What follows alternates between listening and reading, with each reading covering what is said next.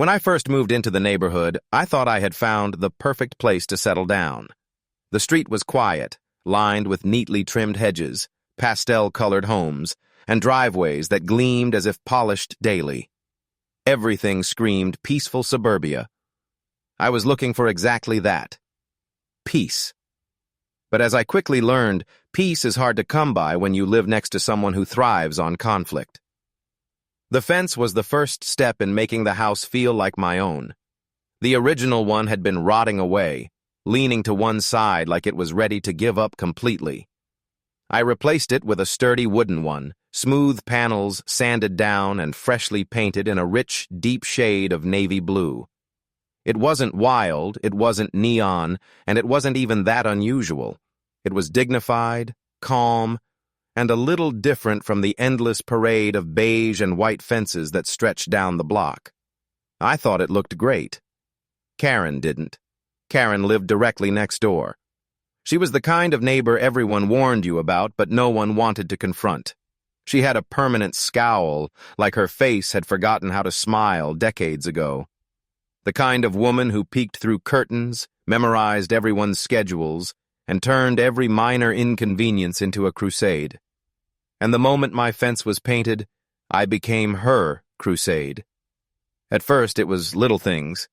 A pointed cough when she walked past it, a muttered complaint about property values that she made loud enough for me to hear. Then it escalated. She started knocking on my door, leaving notes taped to my mailbox, and even sending emails filled with thinly veiled threats about calling the HOA. The funny thing? Our HOA didn't actually regulate fence color. The guidelines were clear. Maintain it, keep it in good condition, and don't block sight lines. I was well within my rights. But Karen didn't care about rules. She cared about control.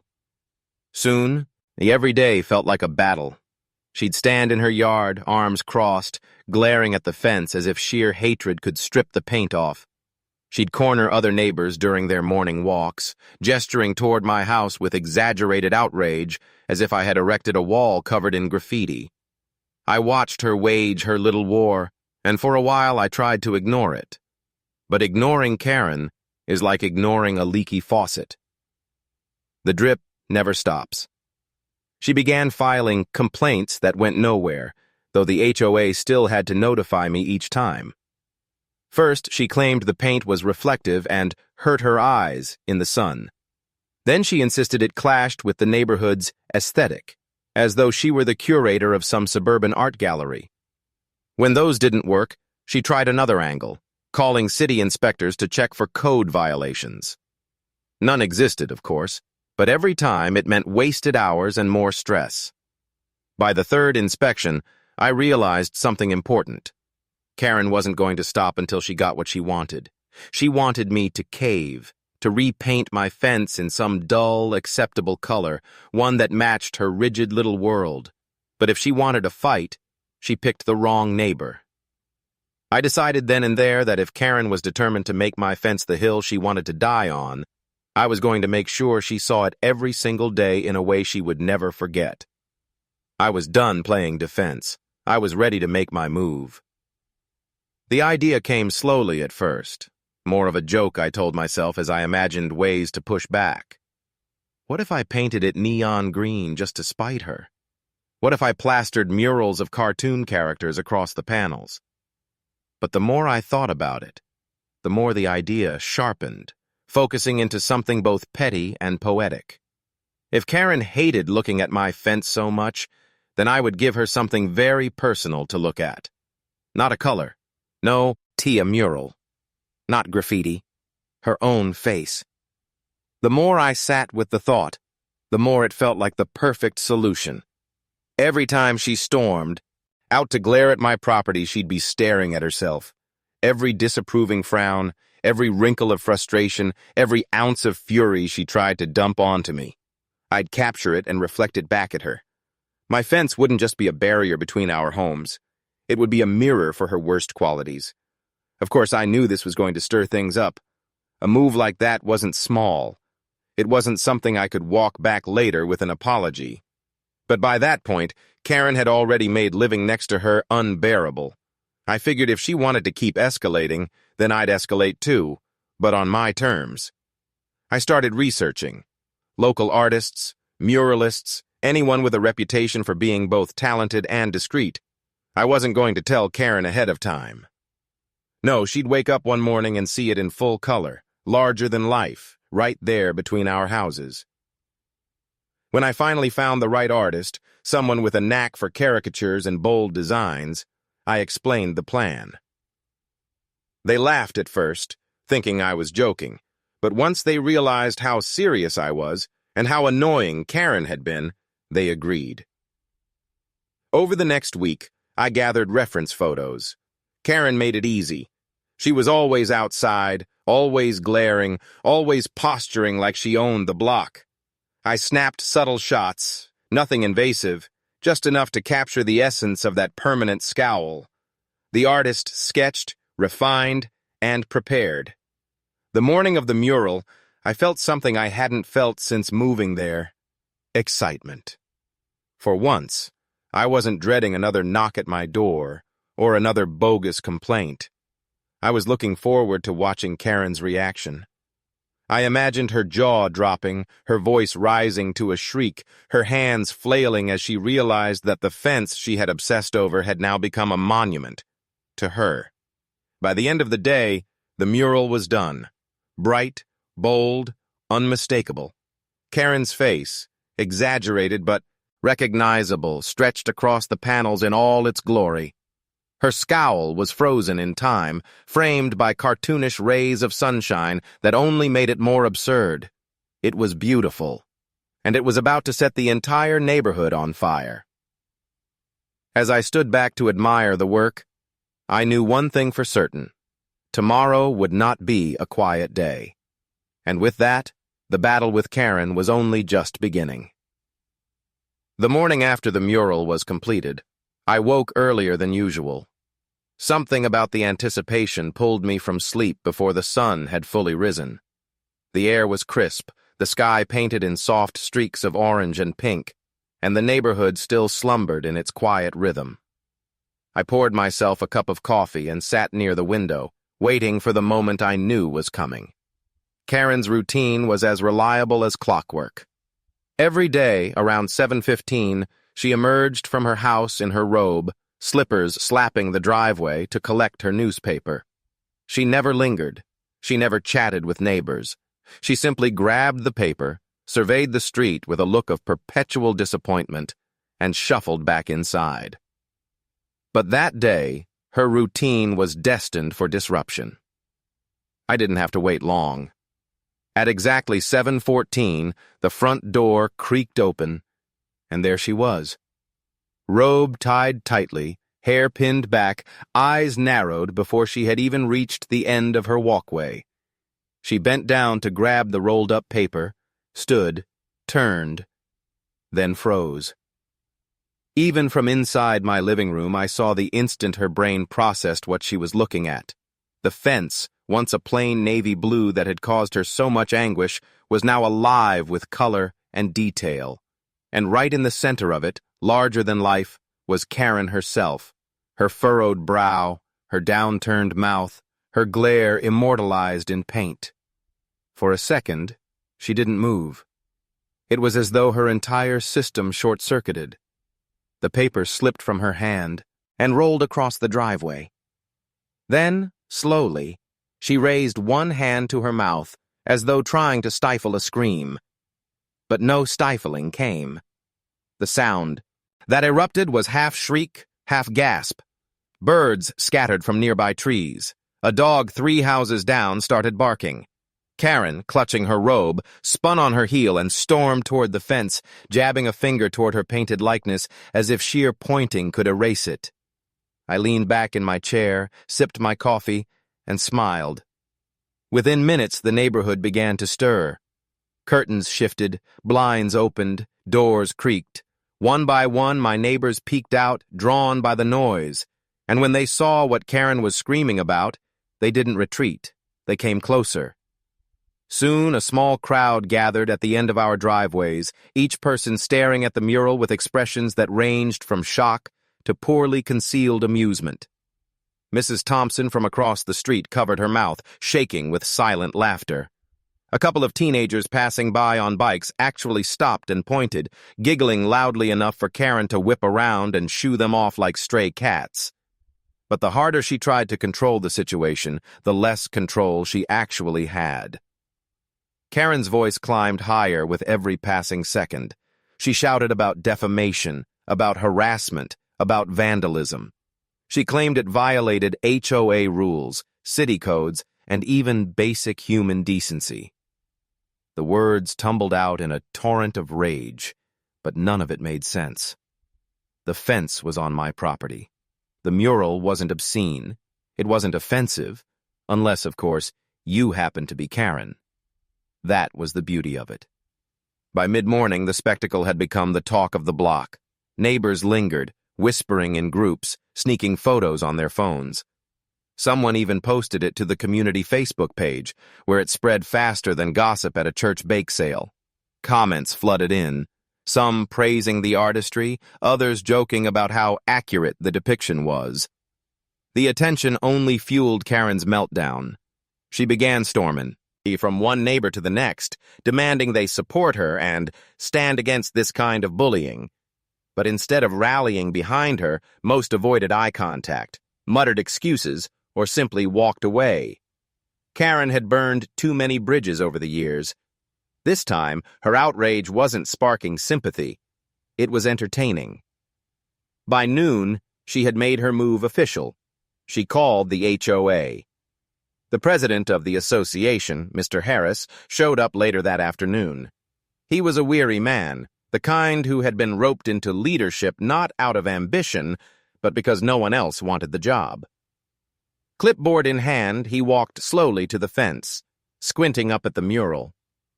Karen stood beside him, arms flailing as she ranted about community standards. Her voice cracked from hours of yelling, but she pressed on, practically shaking with the need to have someone, anyone, validate her anger. Mr. Harris rubbed his temples, scribbled a note, and finally spoke. His voice was calm, almost too calm, as though he had delivered bad news so many times it no longer carried weight. He explained that the HOA bylaws didn't prohibit murals. He explained that as long as the fence was maintained and not offensive, there was no violation. He explained, in the gentlest possible way, that Karen's complaint had no teeth. The silence that followed was delicious. Karen's mouth opened, closed, then opened again, but no words came out. Her face flushed red, and for a moment I wondered if she might actually faint. But Karen wasn't one to accept defeat. Not even temporarily. That evening, after most of the neighbors had retreated into their homes, she re-emerged. Not in her robe this time, but in full battle gear. Visor hat, gardening gloves, and a bucket filled with cleaning supplies.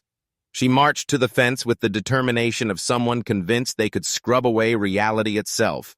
What she hadn't anticipated was how well the mural had been sealed. The artist had used weatherproof paint coated with a protective finish. No sponge, no chemical, no frantic scrubbing could make a dent. I watched from my porch as she attacked it with sprays, brushes, and even a scouring pad, only to step back after an hour, defeated and exhausted, with the mural looking as pristine as ever. The next morning, her fury had only grown. This time, she didn't bother with cleaning supplies.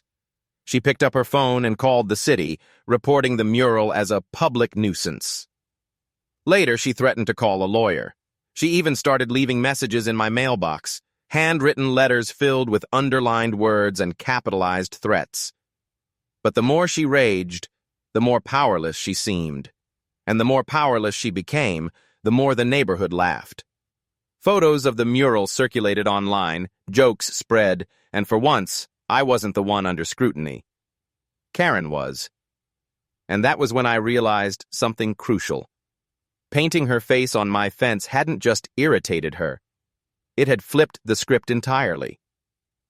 For years, Karen had controlled the narrative, playing the role of neighborhood enforcer. But now, she was the punchline. She was no longer the judge. She was the subject of ridicule, and she wasn't going to take that lying down, because if there was one thing Karen hated more than my navy blue fence, it was losing. And she was about to escalate the battle in ways I never could have predicted. Karen's defeat at the hands of the HOA and her failed attempts to scrub the mural off the fence did not deter her. If anything, it hardened her resolve. By the end of that week, it was clear she had shifted strategies. The screaming, the flailing, the demands, they were still there, but now they came paired with action. The first sign of her retaliation appeared on a Monday morning. I stepped outside to find my lawn covered in scattered garbage, banana peels, greasy fast food bags, and crushed soda cans, strewn across the grass like confetti after a parade. It was far too much trash for it to be an accident. Someone had deliberately dumped it there. I didn't need to investigate. My gut told me everything I needed to know. Karen was making her move. At first, I laughed it off. I bagged up the trash, sprayed down the lawn, and went about my day. But Karen wasn't satisfied with small gestures. The next night, she escalated. This time, it was noise. Around midnight, a loudspeaker blared from her backyard, pumping out static-filled talk radio at full volume. The sound cut through the quiet street, jolting me from sleep. It went on for hours, long after the station had dissolved into late-night ramblings. By the time it stopped, the entire block was awake and furious. The neighbors began to complain, not to me, but to her. I overheard conversations the next morning. People muttered about losing patience, about crossing a line. Karen, however, acted innocent, shrugging off the accusations with wide-eyed disbelief, insisting she had no idea what they were talking about. But her innocence was short-lived. The very next day, new graffiti appeared, not on my property, but on hers. Someone, likely fed up with her antics, spray-painted the words, "Stop being a Karen," across her garage door in thick red letters. I didn't do it. I didn't need to. The neighborhood had taken notice of her behavior, and now it seemed others were joining the battle. Karen's rage hit a boiling point. She started walking the street at odd hours, clipboard in hand, snapping photos of every property. She'd lean over hedges, peer through driveways, and jot notes furiously, as if cataloging every perceived violation she could weaponize. Soon, the HOA inbox was flooded with complaints. The neighbors got notices for weeds growing between sidewalk cracks, for trash bins left out an hour too long, for porch lights that shone too brightly. It was clear Karen was on a crusade, not just against me, but against everyone. And the more enemies she made, the more isolated she became. But isolation only fueled her desperation. One Friday afternoon, I returned home from work to find something new. A massive wooden structure rising in her yard. It looked like a barricade, hastily nailed together, towering just high enough to block her view of the mural. Planks leaned awkwardly, nails stuck out at odd angles, and the whole thing looked ready to topple in a strong breeze.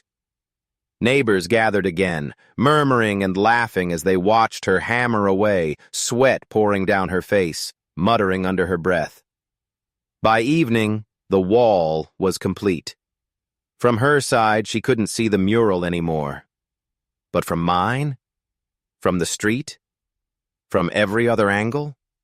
The mural was still in full view. Her wall didn't solve the problem. It amplified it. Now, not only was her face immortalized on my fence, but she also had a ridiculous barricade standing in her yard for everyone to mock. It became a double punchline, spreading even faster online.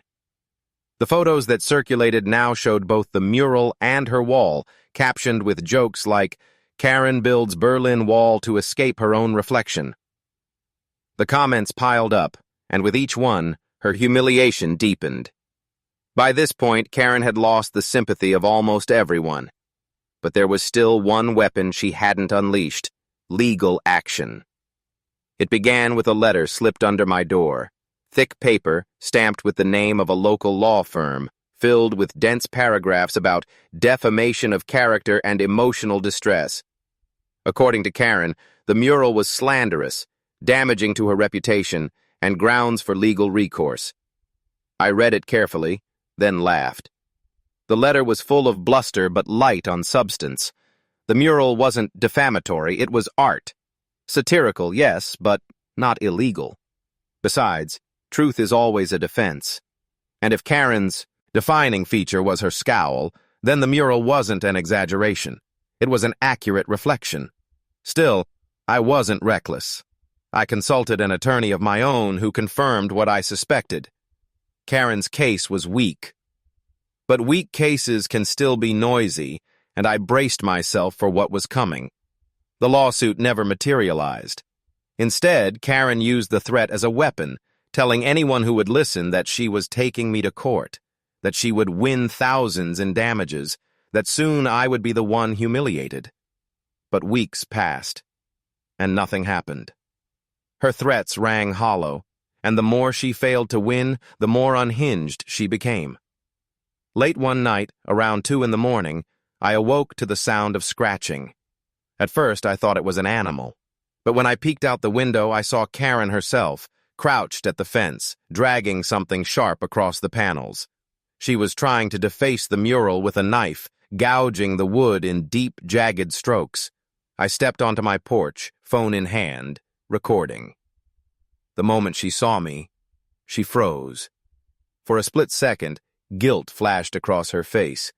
Then, without a word, she bolted back into her house, slamming the door so hard it echoed down the street. The next morning, I posted the footage online.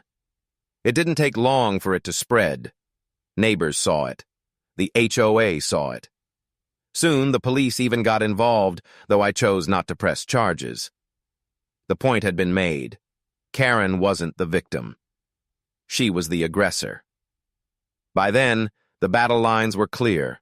Karen was fighting a war she couldn't win, and the neighborhood was turning against her faster than she could react. But deep down, I knew she wasn't finished. Because people like Karen never stop. They don't retreat quietly. They double down, even when the world is laughing at them. And sure enough, she had one last trick waiting. Something bigger, bolder, and far more destructive than anything she had tried before. The mural wasn't just a painting anymore. It had become a symbol, and Karen, in her desperation, was about to try to destroy it, no matter the cost. The night Karen tried to carve her likeness off the fence with a knife should have been her final act of desperation. Most people would have slunk back into obscurity after being caught red-handed, but Karen was not most people. She was determined to escalate, no matter how far she had to go. For a short while, things were strangely calm. A week passed without garbage on my lawn, without loudspeakers at midnight, without frantic complaints flooding the HOA inbox. Neighbors began to relax, as if the storm had finally passed. Some even joked that maybe Karen had given up, that maybe the mural had broken her. But I knew better. Karen wasn't retreating. She was plotting.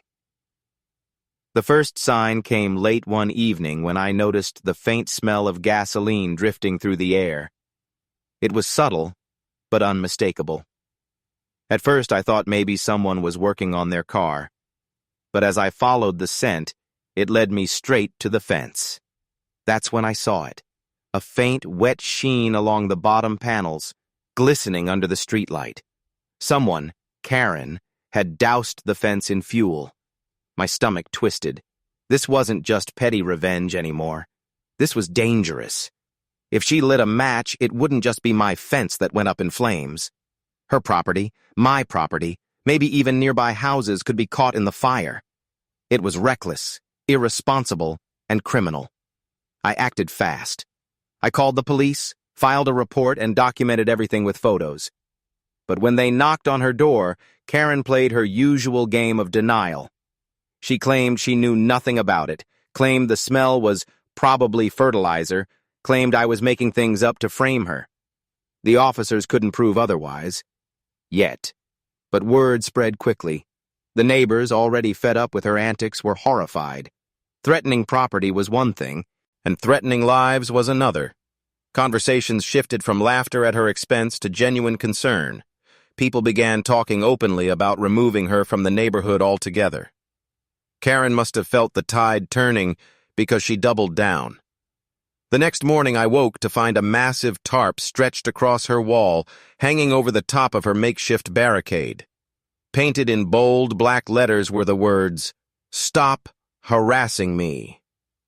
It faced the street, as if to announce to anyone passing by that she was the victim in all this. The irony was almost too much to bear. Here was the woman who had started the entire feud, who had dumped trash, blasted noise, filed bogus complaints, and attempted vandalism.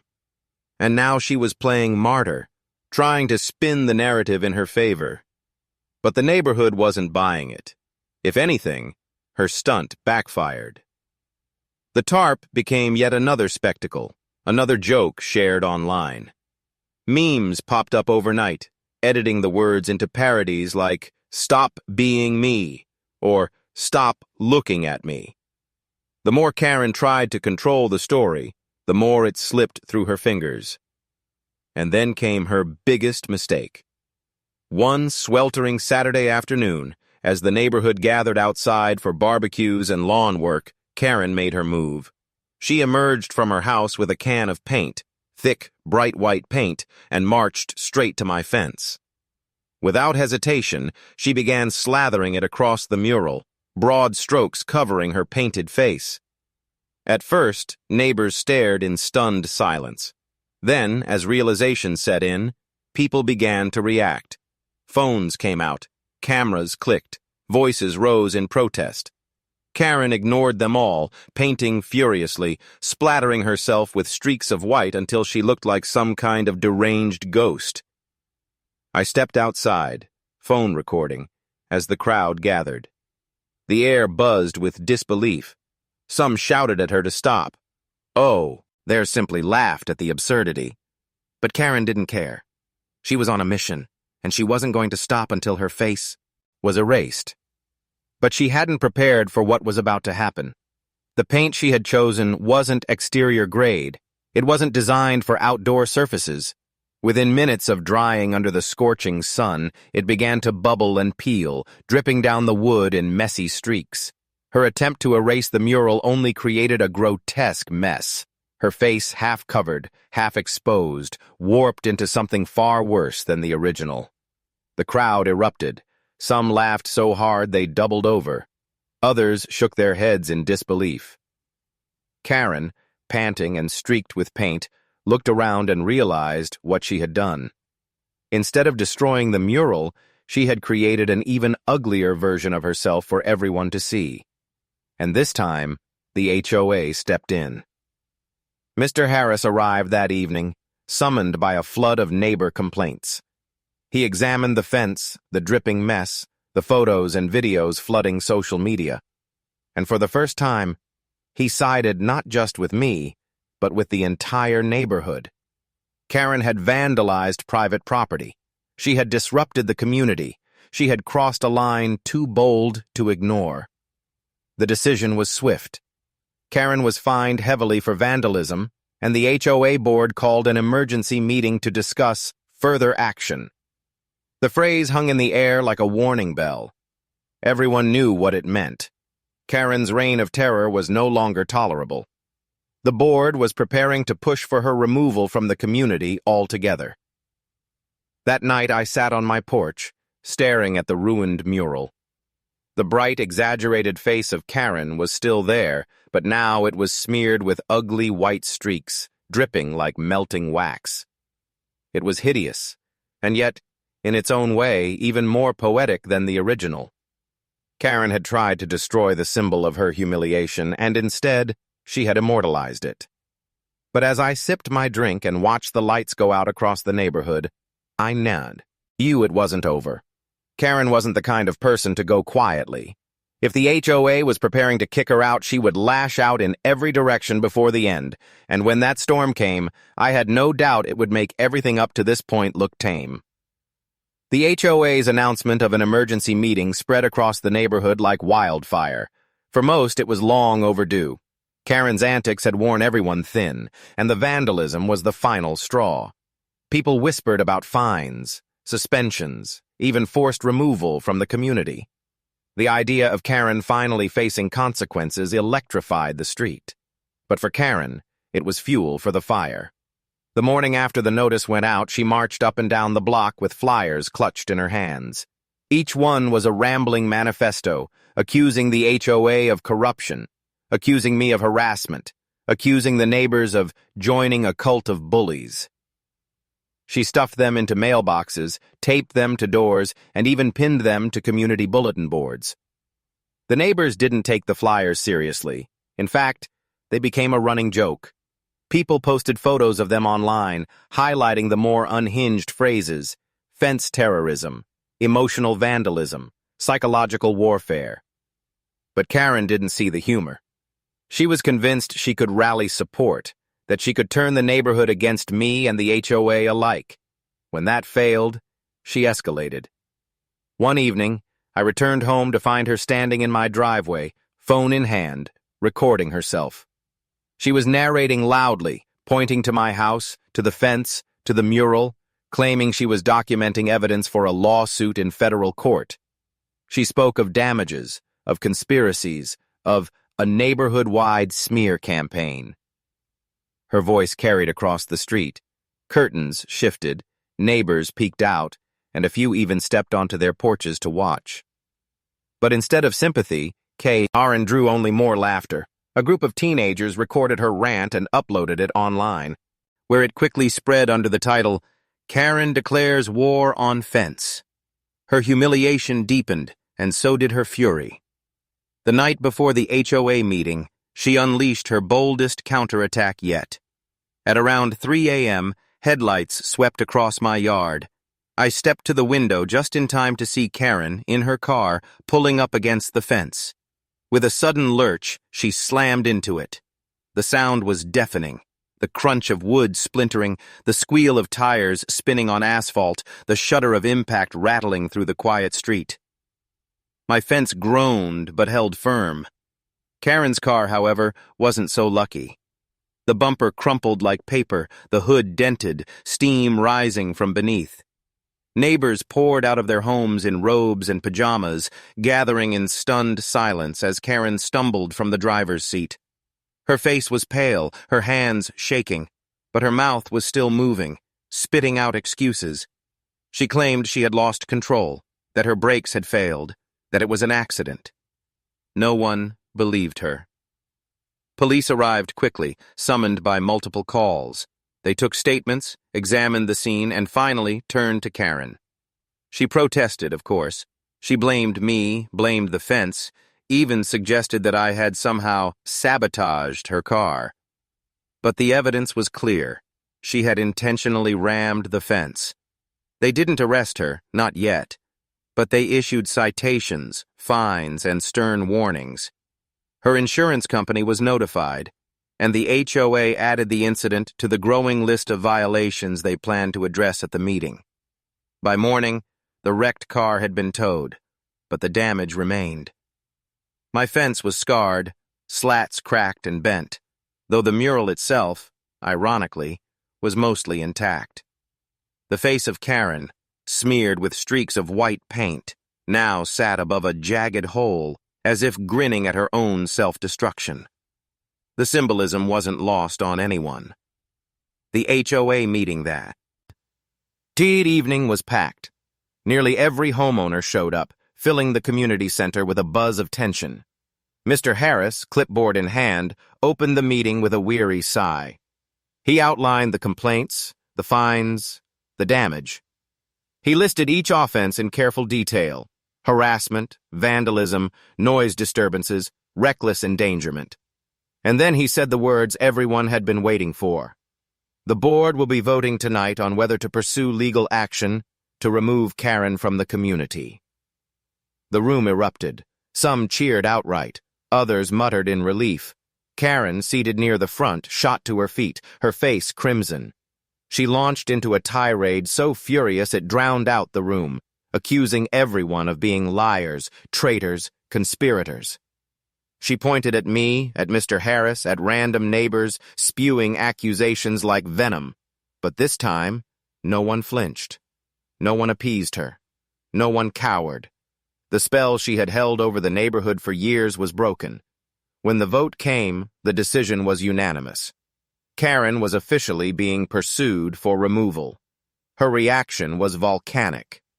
She stormed out of the room, shoving chairs aside, slamming doors, her voice echoing down the hallway. But the neighbors didn't follow her. They stayed behind, lingering in conversation, united in their relief.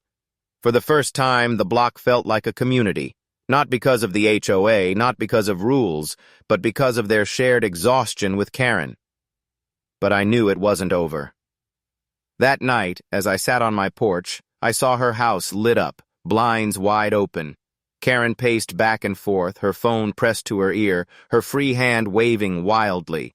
She was making calls, angry, desperate calls.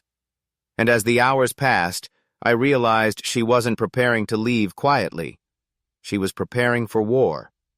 Because Karen wasn't the kind of person to accept defeat. If the HOA wanted her out, she would fight to stay in. And if she couldn't win, she would burn everything down on her way out. And in the days that followed, she proved just how far she was willing to go. After the HOA's unanimous vote to pursue her removal, the neighborhood braced itself. Everyone knew Karen wasn't going to leave quietly.